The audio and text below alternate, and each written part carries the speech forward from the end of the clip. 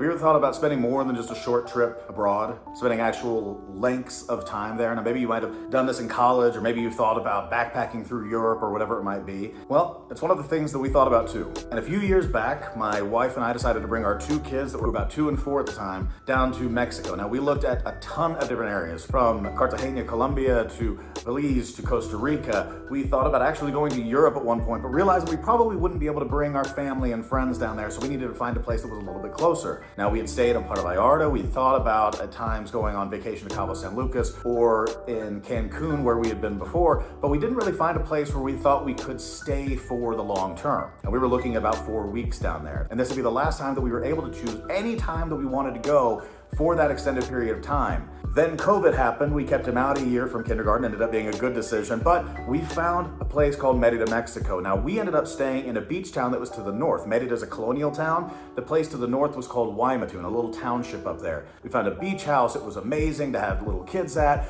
We brought our family there. We stayed about a week by ourselves, and the other 3 weeks we had family, and it was absolutely amazing. Now, as you might be able to tell, I am actually not currently there. I am right now in Denver, Colorado on a trip before the trip, but we are just about to go down for another month. And for those of you who follow this channel and have subscribed, by the way, hintity hint hint, but if you have subscribed to this channel, you probably know that we have a home down there, and it took about 2 years to build thanks to COVID, and then we finally got to experience it last year. Now, even when we moved in, it wasn't completed, and we had a lot of stuff to do. This is when we picked up utensils, plates, towels, paper towels, like kind of stocked the place. But since then, we've rented it for the last year, and we are about to go down for another month, which I'm extremely excited about. But there is a difference when you've done this before. Now, if you've never taken a vacation like this, or I would say a working vacation in our respect, because we end up doing a lot of work down there, but it's a lot nicer to do some remote work by the pool than it is to do it in the office. But when we do that, last trip was a little bit different, but most of them have become a lot easier because we've thought about where we're going, what we need, and the like. So what this video is going to be about is, if you're planning on traveling for a month, what should you be thinking about as opposed to a week or a few days? Because it does get a little bit more complicated. So let's roll the intro.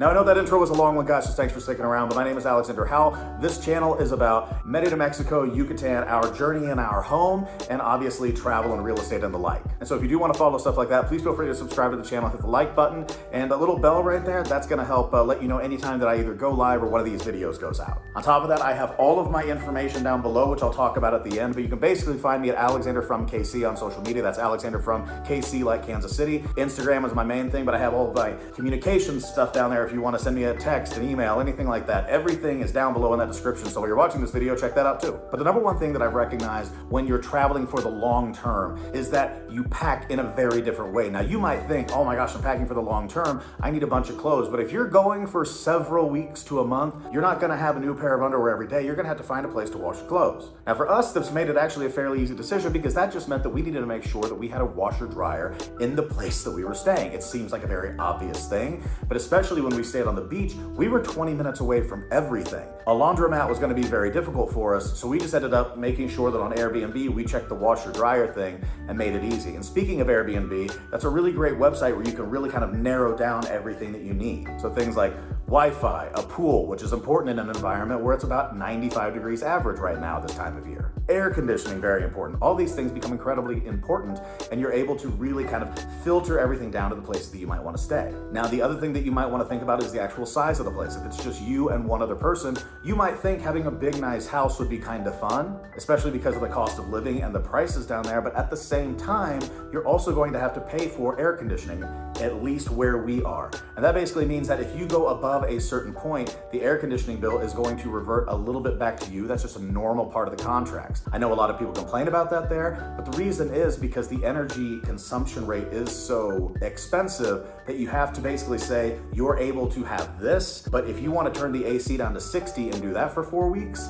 I'm not going to be able to pay for that. That just gets too expensive. So just a little side note for where we stay anyway. Now, speaking of that 20-minute drive, let me tell you that when we stayed in Guaymatún on the beach house, that was one of the things where we realized we actually wanted to be in the city. Now, there were several different factors. I'm not going to talk about some of them with regard to maintenance on this video because that had to do with our purchase and this is about travel. But we recognized that even though we stayed in this beautiful place, we were 15 minutes away from a bag of ice and we were 25 minutes away from our nearest grocery store. So even though that was helpful, if we ran out of something in the middle of the night, we really had nowhere to go unless we wanted to spend close to an hour on the road. Now, was this okay for our first trip? Yes, but by the next trip, and we knew we were going to be in our home within the year, we ended up staying at another place within Merida, which meant that we had ice 42 steps away, or something like that. And we had a grocery store that was right down the street. It made it much easier on a day-to-day basis to say, we're running out of ketchup, we're running out of salt and pepper, we need to go pick up some chicken to make for dinner. It made it very easy to be in the city. So it's just something to think about. If you're on a short vacation, it's easy to pick up all the food you might need for close to a week. It's easy to say that you're going to go out to restaurants every single day.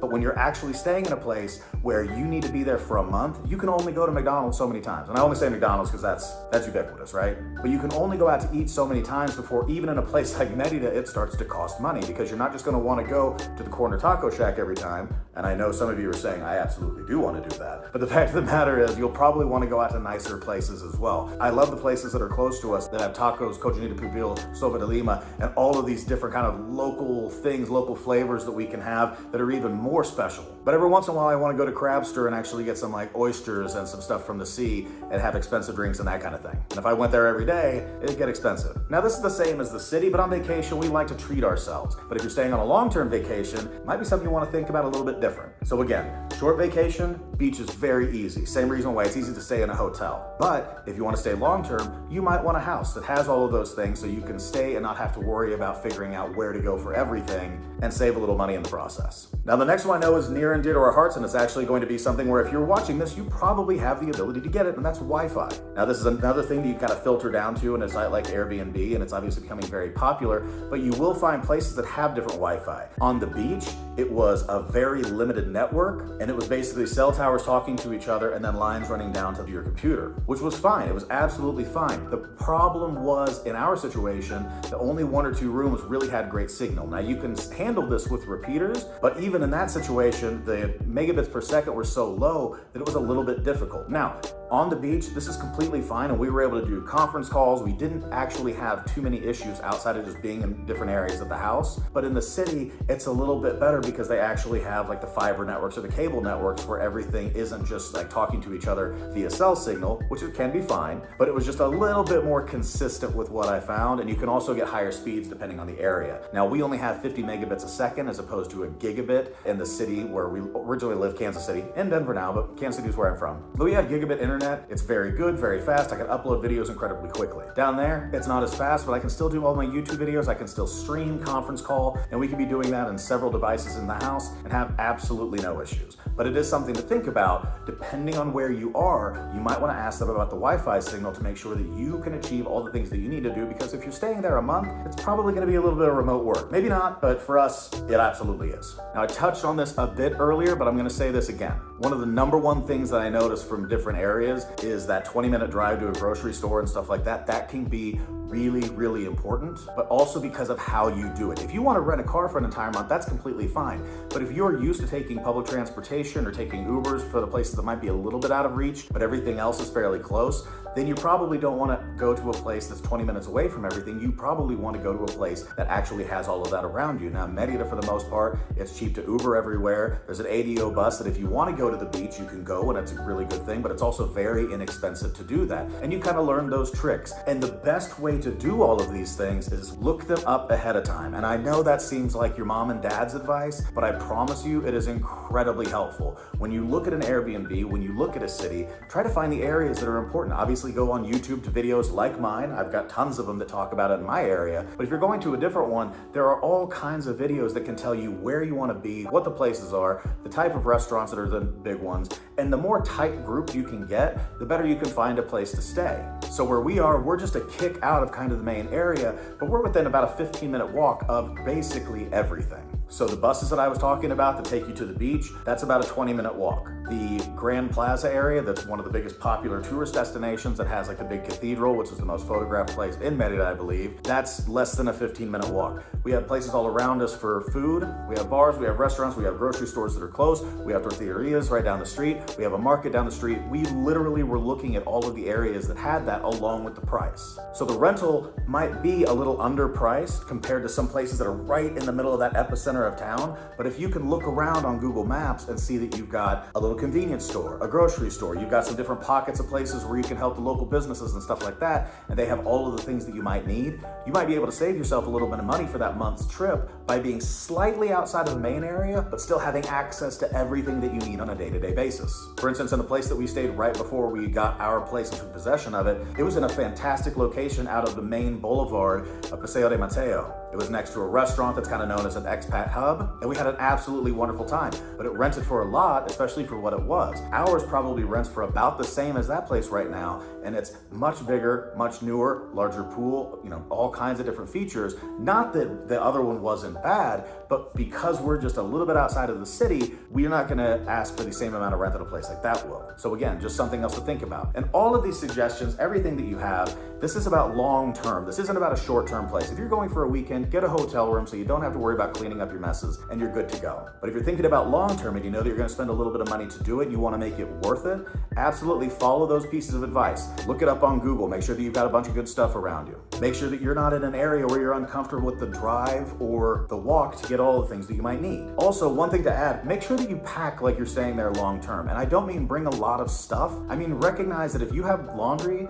if you have Walmart or a convenience store close to you, if you have all of those things around, realize that you don't have to pack a bunch of clothes. You might actually be able to bring more equipment that'll make your work easier than anything else. You might be able to bring not just your computer, but a mouse, headphones, keyboard. You might be able to bring an extra monitor, something like that, down with you rather than 50 pairs of shorts and 70 t-shirts because you just don't need them because you're down there for a longer period of time. It seems a little counterintuitive, but think about the things that are going to make your life easier, especially if you're working, as opposed to how many clothes you have to bring or how many shoes you have to bring. Those can be brought down because the other positive is you can actually just buy some more if you would want to do that. But the number one piece of advice is just make sure that when you look at the place that you want to stay, you are staying in a place that you think or know you would like. We were unsure if we were going to like the actual area, and actually the first day that we went into the city, we didn't like it. Then we found the actual city where we wanted to be, and it was beautiful and it was fantastic. We fell in love with it. We bought a house on the first trip. So that's my little video about traveling places long term. I know it was a little scattered, but we're a few days out from going back to Merida, Mexico, which I'm incredibly excited about. So my brain's kind of like that too, but I felt like we had a great background here. This is a wonderful hotel here in Denver. It's called the Maven, and we've stayed here several times and absolutely love it. But in a few days, we're gonna be flying down and excited to see everybody and to just hang out in the house again. So if you have any questions, obviously feel free to comment down below. Again, Alexander from KC is where you can find me. Instagram is pretty much my main place that I try to stay in. We have a Facebook group called Travel2 Merida, and we've had a lot of luck with some of the interactions there, especially as it starts to grow a little bit bigger. You can also text me at 816-727-7740 if you have any questions about any of this. And if you have a longer question, feel free to send me an email at alexander@alexanderfromkc. That's the best way to send those kind of long form things. I try to get back to them as soon as possible. Sometimes it takes me a few days. And last but certainly not least, if you are still here, please feel free to hit that like button and obviously subscribe to this channel. I have close to 200 videos now talking about Merida, talking about real estate, talking about all kinds of different things. Even back in the very beginning of my channel, look at my terrible videos that I first started to produce that weren't even as good as this one right here that I'm recording on my cell phone because I forgot my webcam and microphone. But I hope you guys do enjoy this video. I hope you enjoy this channel. Hit that notification bell. You're gonna see me live stream a lot coming up in the next few weeks as we're in Merida and having a great time down there. You'll see a lot more videos because I'll actually be down there able to talk about some of the experiences we're having. I'm excited to share them with you. And if you have any comments, by the way, I told you about how to communicate with me, but if you have any comments, just comment down below. I try to respond to every single one of them. Don't be a Karen. I had a couple of those on one of the last videos, but outside of that, I hope you guys enjoyed, and as always,